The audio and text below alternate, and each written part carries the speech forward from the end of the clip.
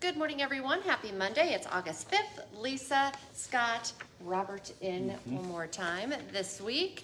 Starting off a new work week. Of course, we're live every weekday morning right around this time. Stays on your feed, though, throughout the day, so you can watch it whenever it works best for you. Plus, remember, we make it into a podcast. You can find that at inform.com/podcast. Just look for the Inform Minute. All right, I have to admit, last night I was out getting some ice cream and on a bike ride. I was sitting at the lights. I was cold. Yeah. It was like, it's kind of cold out. Yeah, I don't want to say those words because I don't want, to think about real cold, but I was kind of cold. Yeah, we finally had a change of pace, of course, ending July. Well, most of July, it was very warm in the 80s and 90s. Yesterday was really the first day we noticed a significant change in the temperature, and it's going to be even cooler today, and that's due to all the rain showers we'll be seeing, cloud cover. We'll actually be lucky to hit 70 degrees in the Southern Valley. Up north with a bit less rain, they will get into the low 70s, otherwise mostly cloudy, scattered showers. Chances of some rumbles of thunder, so not expecting any severe weather, just your typical rain showers. Okay. We do dry out tomorrow, and then we're looking at a chance of thunder showers again on Wednesday. After that, staying dry throughout the rest of the week. But the 70s, they're staying not only throughout all of this week, but into next week as well. Okay. So we're going to be saying goodbye to the 90s for a while. Yeah, for sure. It was too hot, and now it's too It's cold. getting a little chilly for Scott. You can never please us, It's never going to be possible. We were begging for warm weather in June because it was kind of a cool And start. then we wanted a break, and now here we are. Yeah, Yeah, this big is time break. big time, right. All right, thank you, Robert. Yep. Thanks.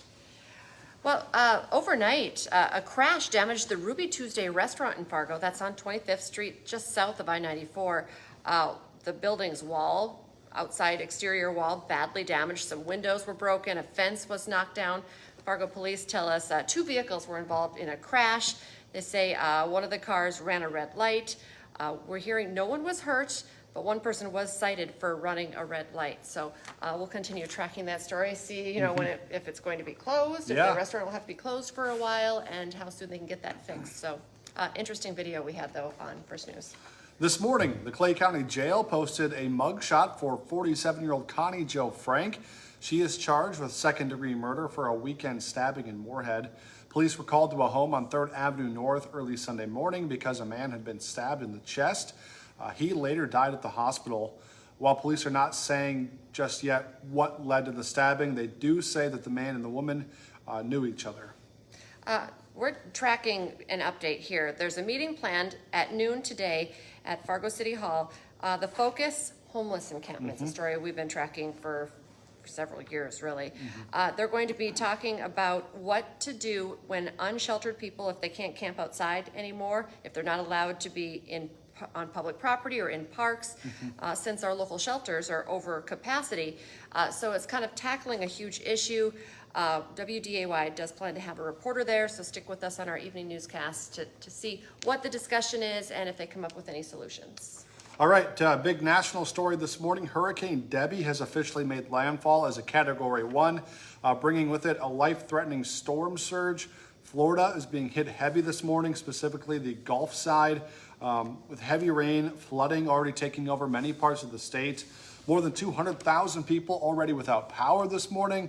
Of course, we'll keep you updated on this storm, the track of it, and what all happens as it's making its way through Florida. I believe it's going to go up into Georgia and South Carolina at some point too. So not done. It's going to be a few days of that. And as like Robert Poynter pointed out this morning, it was interesting. It's only Category 1, kind of deceiving, but the thing is it's moving really slow. Yeah, a lot of rain. It's a lot of rain, so it's going to have a big impact.